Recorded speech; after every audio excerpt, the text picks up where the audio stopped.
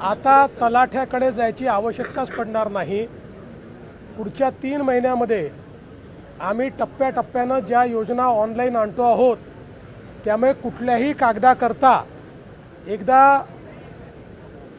हे सगळं ऑनलाईन झाल्यानंतर कोणालाही तलाठ्याकडे चक्रा माराव्या लागणार नाहीत।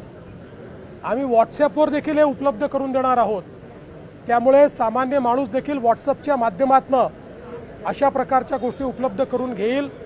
लोकांना चक्रा माराव्या लागू नये म्हणूनच ही व्यवस्था उभी केली आहे।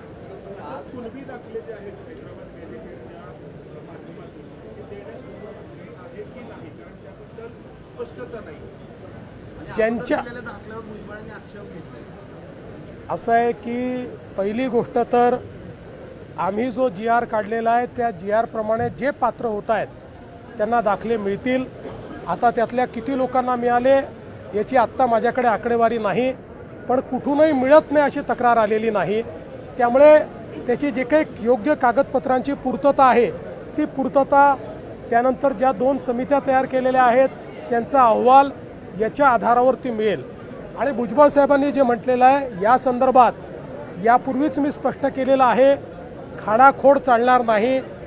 ज्यांच्याकडे दाखले आहेत त्यांच्याच नातेवाईकांना ते दाखले मिळू शकतात, आपला कायदा आहे, त्यामुळे त्यानुसार मिळतील। आणि जर कोणाला एखाद्यावरला मिळालेल्या दाखल्यावर आक्षेप असेल तर तो आक्षेप घेऊ शकतो।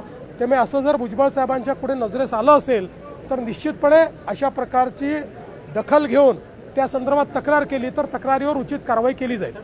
आता isakal.com आहे देशातील नंबर 1 ची मराठी न्यूज वेबसाईट। प्रत्येक अपडेटसाठी isakal.com ला नक्की भेट द्या।